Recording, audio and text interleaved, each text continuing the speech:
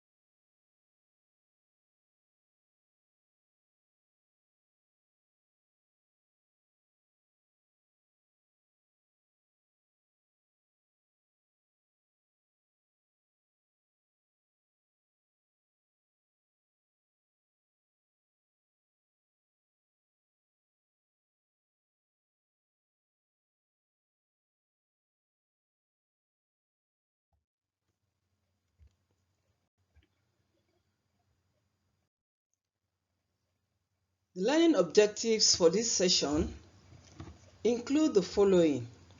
At the end of this session, you would be able to teach pupils the skills for reading social studies, mathematics, and literature. You will also be able to select appropriate materials for teaching the reading of mathematics, social studies, and literature, as well as be able to design exercises that will test pupils' skills for reading literature, mathematics, and social studies. You would be able to identify resources which can be used to teach children to read and select appropriate resources to teach reading at all levels of primary school. In addition, you would be able to explain the concept of evaluation in reading and mention the major forms of reading evaluation. We are going to look at how to develop skills required for reading social studies. How do you develop this in your pupils? Major skills needed for reading social studies materials are as follows. You read and interpret maps, graphs, and other pictorial materials, as one showing on the right side of the screen now. That's a map of Nigeria with the legend showing the geographical zones. You can see the northwest, northeast, north central, southwest, south-south, southeast. You should also develop in your students how to distinguish facts from opinions and propaganda. For example, in newspapers. There are a lot of propaganda in the newspapers. They do that so that they can sell their newspaper. So you should teach your children how to distinguish between facts and opinion when you are teaching them skills for reading in social studies. They should also be able to compare and contrast, follow the sequence of events, read for critical evaluation, locate information when needed, analyze problems of organization, and read to get the main ideas. I know all this will be ringing a bell in your hearts because we've already discussed and really done justice to all these subheadings. So please apply them and remember them. How do you develop skills required for reading mathematics? We just finished with social studies. To effectively read materials for mathematics, a child must develop competence in the following skills. A child must have the ability to organize and classify facts, ability to interpret data. A child must also have the ability to read numbers, tables, graphs, and other concise data. In addition, the child must be able to read to follow instructions and have the ability to read to follow a sequence of steps in the solution of a given problem. Now, literature. In literature, as is typical in all content areas, specialized phrases and vocabulary are used. These include simple literature registers, simile, metaphor, theme, and characterization, among others. All these must be learnt before pupils can meaningfully participate in literary lessons. For example, you have to teach pupils about literary genre, setting, sequence, character, plot, theme, figurative language, imagery, and so on and so forth. Now, we shall look at resources for teaching reading. What are these resources? We'll be taking them one after the other. For the developmental reading materials are those specially written and packaged for teaching reading skills. One of the most commonly used developmental reading material is the Basal Reading Series in Nigeria. These are the primary school English learners' textbooks.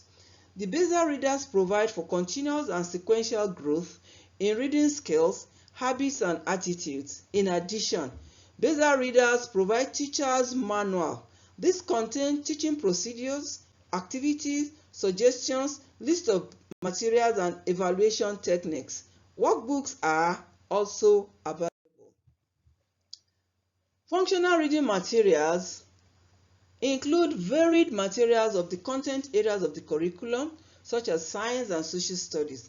These materials are designed to provide children with valuable resources which will enable them find information about different areas of life. For example, if children want to find information about rivers and lakes in Nigeria, they can get this from maps of Nigeria and the legend on the maps.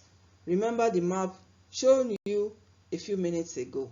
Information about animals could also be found from the Encyclopedia of Animals. Continuing with resources for teaching reading, we will look at reading materials for recreation and extension of interest. To help children develop a reading culture as well as enjoy reading as a recreational activity, the teacher should provide a stock of recreational reading materials. This will help prepare the children for pleasure reading as well as satisfy their avid curiosity and interest. In the primary school, there should be an abundance of different interesting materials for recreational reading. And materials for reading for research purposes. This is not for the lower primary school, but listen. Skills in doing research should be taught in primary school as a necessary skill for survival. Reading for research is important. Research reading is a careful reading study of subject or topic so as to discover new facts or information. Materials for research include school texts, dictionaries, newspapers and journals, maps, encyclopedias, directories, and biographies. How do we now evaluate our pupils' reading skills? Because it is very necessary. We can't just teach, talk without evaluating if the objectives have been attained or achieved and if the students are comprehending and making progress and learning. So we can evaluate reading skills of our pupils by means of teacher observation of changes in pupils' reading. That is, when the pupils are reading, you observe. Teachers' assessment of pupils during instruction, questioning and interviewing, self-assessment, testing, and developing a reading test. We have come to this brief video for the course page. We are going to be expanding on these very thoroughly and in-depth at the live session. Be